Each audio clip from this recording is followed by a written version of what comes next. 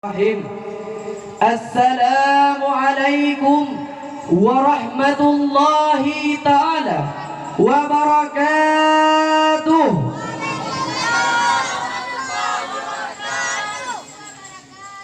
Alhamdulillah, alhamdulillahillazi hadana lihaza wa ma kunna linahtadiya laula an hadana Allah. Ashhadu an la ilaha illallah wahdahu la syarika lah wa ashhadu anna Muhammadan abduhu wa rasuluh la nabiyya ba'dah. Amma ba'du, faya ayyuhal hadirun wal hadirah rahimakumullah, usikum wa iyaya bitaqwallah faqad fazal muttaqun. Buat langkah yang paling utama, tiada kata yang paling indah seindah mutiara dan selembut sutra selain memuja dan memuji Allah Azza wa Jalla, yang mana Allah yang telah menciptakan 7 betala langit tanpa tiang dan 7 betala bumi tanpa tali gantungan beserta isi keduanya. Langit yang dihiasi dengan bintang-bintang yang bertaburan di waktu malam, bulan, planet, dan lain sebagainya. Bumi yang dihiasi dengan binatang-binatang, pepohonan, beserta lautan yang bergelombang, yang terbentang dari Sabang sampai Kuala Simpang. Itu semua ciptaan Allah. Allah Subhanahu wa ta'ala bersifat Maha Ghafur, yang mengatur segala urusan-urusan kubur dan yang mengazab hamba-hambanya yang takabur. Allah Subhanahu wa ta'ala yang maha penyayang, yang kasih sayangnya tiada terbilang-bilang meskipun hambanya tak mau bersembahyang. Salawat bertangkaikan salam tiada henti-hentinya selalu kita curahkan, selalu kita hadiahkan, dan selalu kita limpahkan kepada seorang pemuda padang pasir, penghuni padang Sahara, yang kuatnya bagaikan baja dan lembutnya bagaikan sutra. Beliau merupakan Habibullah yang bertitulkan Rasulullah, yang dilahirkan di kota Mekah Al-Mukarramah pada tahun gajah, buah hati daripada Siti Aminah. Siapakah nama beliau? Beliau adalah baginda kita, Nabi besar Muhammad sallallahu alaihi wasallam. Dengan hadirnya beliau ke dunia, beliau sangat banyak melakukan perubahan terhadap dunia. Mungkin dulu umatnya telah terjerumus ke jurang yang penuh kebodohan, ke jurang yang penuh kegelapan, ke jurang yang penuh kemaksiatan, dan ke jurang yang penuh kehinaan. Sehingga datangnya beliau mengangkat seluruh umatnya ke daratan yang penuh ilmu pengetahuan, ke daratan yang terang benderang, dan ke daratan yang penuh kasih sayang, seperti yang kita rasakan pada saat yang berbahagia ini. Takzim wa takrim saya kepada Dewan Juri yang arif lagi bijaksana. Selanjutnya takzim wa takrim saya kepada Ketua PHBI yakni Tuku Ismunardi yang telah hadir pada malam yang berbahagia ini. Selanjutnya takzim wa takrim saya kepada Abi Rohani kita selaku pemimpin Dayah Zawiyah Rodatul Muta'alimin. Semoga beliau selalu diberikan keberkatan umur oleh Allah Subhanahu wa taala, amin. Semoga beliau selalu diberikan kesehatan oleh Allah Subhanahu wa taala, amin, dan dapat membimbing kita kelak di akhir, amin ya rabbal alamin. Selanjutnya ta'zim wa takrim saya pula kepada gure-gure selaku pengajar siang dan malam. Selanjutnya ta'zim wa takrim saya pula kepada wali murid yang telah hadir pada malam yang berbahagia ini. Selanjutnya ta'zim wa takrim saya pula kepada teman-teman seperjuangan yang telah hadir pada malam yang berbahagia ini. Seiring berputarnya roda dunia, bergantilah masa kepada masa, sehingga begitu banyak manusia yang lupa akan kisah dan budaya. Dikarenakan hal yang demikian, maka tergoreslah hati Al-Fakir ingin membahas sebuah cuplikan yang berjudul Siksa bagi orang yang meninggalkan sholat. Ma'asyiral muslimin wal muslimat rahimakumullah. Coba kita perhatikan, coba kita pandang dengan seksama, mengapa begitu banyak umat pada zaman sekarang yang sudah melalaikan sholat? Mengapa begitu banyak umat pada zaman sekarang yang sudah mengeleh-elehkan sholat? Mengapa begitu banyak umat pada zaman sekarang yang sudah mengolok-olokkan sholat? Mereka tidak tahu begitu berat azab yang akan diberikan oleh Allah Subhanahu wa taala bagi orang yang meninggalkan sholat. Mereka lalai akan harta, mereka lalai akan jabatan, dan mereka lalai akan pangkat mereka, sehingga mereka tidak tahu waktu sholat. Ma'asyiral muslimin wal muslimat rahimakumullah. Allah Subhanahu wa taala berfirman dalam Al-Qur'an yang artinya, maka datanglah orang-orang jelek, orang-orang yang menyia-nyiakan salat hanya demi menturutkan hawa nafsunya, maka mereka termasuk orang yang sesat, kecuali orang yang taat, orang yang beriman, dan orang yang memiliki takwa kepada Allah Subhanahu wa taala. Hadirin yang dirahmati oleh Allah Subhanahu wa taala, pada masa Rasulullah sallallahu alaihi wasallam pernah datang seorang pemuda. Pemuda tersebut bertanya, "Ya Rasulullah, apakah siksa bagi orang yang meninggalkan sholat ya Rasulullah?" Rasulullah menjawab, orang yang meninggalkan sholat akan diberikan 15 siksaan. Mungkin dalam pidato saya ini saya akan membahas beberapa saja menurut waktu yang begitu singkat. Siksa yang pertama yang diberikan oleh Allah Subhanahu wa taala bagi orang yang meninggalkan sholat, Allah Subhanahu wa taala menghilangkan keberkatan umurnya kepada orang yang meninggalkan sholat.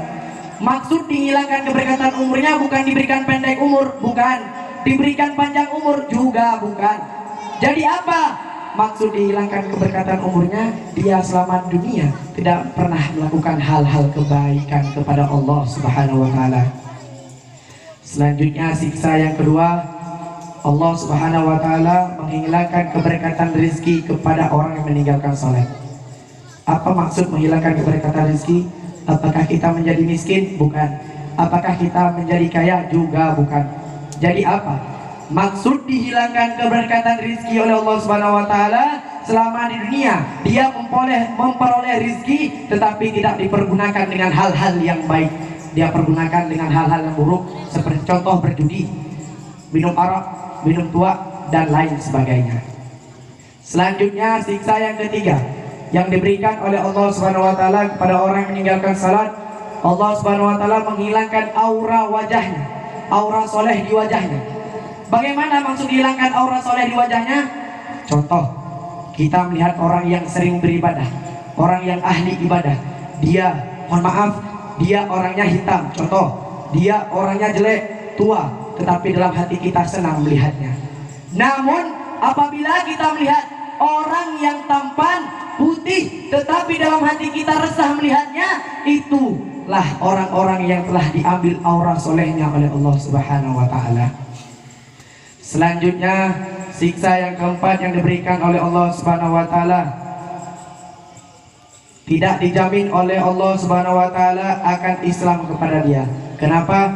Karena dia dekat dengan kemurtadan dan kemurkaan Allah Subhanahu wa taala. As-salatu imanuddin, salat itu tiang agama. Apabila ada orang yang salat, berarti dia membangun agama. Namun apabila ia meninggalkan salat, maka dia menghancurkan agama. Hadirin yang dirahmati oleh Allah Subhanahu wa taala, marilah sama-sama kita salat, marilah sama-sama kita salat berjamaah. Jangan lalai lagi akan waktu, jangan lalai lagi akan harta dan jabatan. Jagalah salatmu, perhatikan salatmu, sempurnakan salatmu. Salat adalah penentu engkau di akhir kelak, bahagia atau tidakkah engkau. Salat adalah penentu engkau di alam kubur, bahagia atau tidaknya engkau. Salat adalah penentu engkau di yaumil ba'ats, di hari kebangkitan. Apakah engkau dibangkitkan dalam rupa yang baik ataukah engkau dibangkitkan dalam rupa yang buruk. Salat adalah penentu engkau di yaumil hisab. Apakah engkau berat sebelah kananmu ataukah engkau berat sebelah kirimu. Salat adalah penentu engkau di padang mahsyar. Ya, di padang mahsyar. Apakah engkau akan tenggelam di lautan keringat ataukah engkau akan menaungi ataupun akan dinaungi oleh cahaya Allah Subhanahu wa taala. Salat adalah penuntut engkau di titik siratul mustaqim. Apakah engkau akan terlewatkan dari titik tersebut, ataukah engkau akan terpeleset di dalam api neraka? Itu tergantung dengan salatmu. Salat kepalanya ibadah. Kenapa? As-salatu ra'sul ibadah. Salat itu kepalanya ibadah, salat itu otaknya ibadah, dan salat itu intisarinya ibadah. Hadirin yang dirahmati oleh Allah Subhanahu wa taala. Seperti kisah Habib Umar Abdurrahman bin Attaf, ketika anak beliau wafat, datanglah orang-orang kampung untuk bertakziah. Ketika datang orang-orang kampung untuk bertakziah, apa kata beliau? Sungguh musibah agama bagi kalian adalah musibah yang enteng. Maksudnya apa, Bib? Ya, musibah agama bagi kalian adalah musibah yang enteng. Ditanya lagi, maksudnya apa, Bib? Bagi saya, meninggal anak saya pada saat ini hanyalah musibah dunia. Namun kalian telat sholat berjamaah, itu bagi saya musibah agama yang terbesar.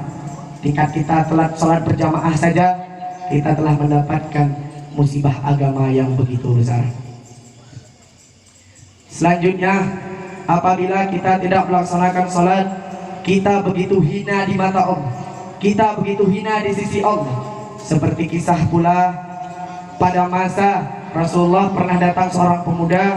Pemuda itu memiliki anaknya yang telah sakit hampir merangkul nyawa, sehingga dia bernazar. Kalau bahasa Acehnya mengkaui, dia bernazar, apabila anakku sembuh, maka dia akan kumandikan dengan kencing babi. Setelah sembuh anaknya, maka pemuda yang tersebut heran, apabila aku mandikan anakku dengan kencing babi, pasti dia harus kusamak dan najis. Sedangkan babi haram apabila kita sentuh, apalagi hadasnya.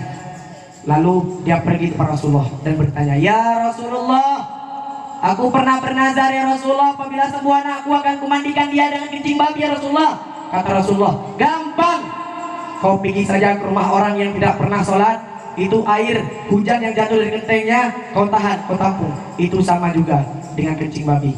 Segitu hinanya orang yang tidak pernah sholat disamakan dengan babi. Hadirin yang dirahmati oleh Allah Subhanahu wa ta'ala, kesimpulan ataupun intisari yang dapat kita ambil dari pidato saya ini adalah, marilah sama-sama kita tingkatkan takwa kita kepada Allah Subhanahu wa ta'ala. Kita tingkatkan takwa kita kepada Allah Subhanahu wa ta'ala. Jangan lagi kita lalai akan kenikmatan dunia, jangan lagi kita lalai akan teknologi dunia. Percuma kita hidup beribu-ribu tahun, berpuluh-puluhan tahun, berjuta-juta tahun, apabila sholat kita jarang laksanakan.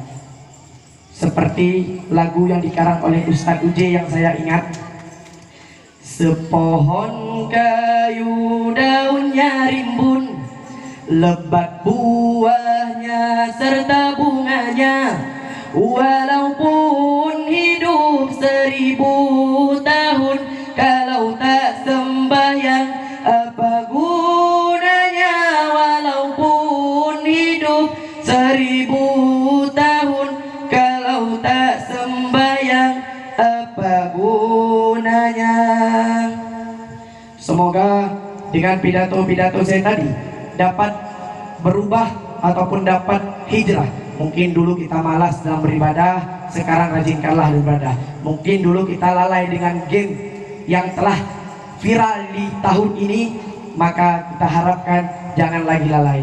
Ingat teman-temanku semua, kita adalah penerus bangsa, kita adalah penerus agama. Apabila tiada kita, bagaimana masa depan kita nanti? Hadirin yang dirahmati oleh Allah Subhanahu wa ta'ala, cuman ini yang dapat saya sampaikan. Mohon maaf atas segala kesalahan dan kekhilafan saya dalam berbicara. Maklumilah, saya masih dalam keadaan belajar. Kadang ada salah dari segi pembicaraan, dari segi penampilan, dari segi wajah. Mohon maaf, saya masih belajar. Akhiru kalam, wallahu muwaffiq ila aqwamit thariq. Wassalamualaikum warahmatullahi taala wabarakatuh. Waalaikumsalam warahmatullahi wabarakatuh. Mana semangatnya?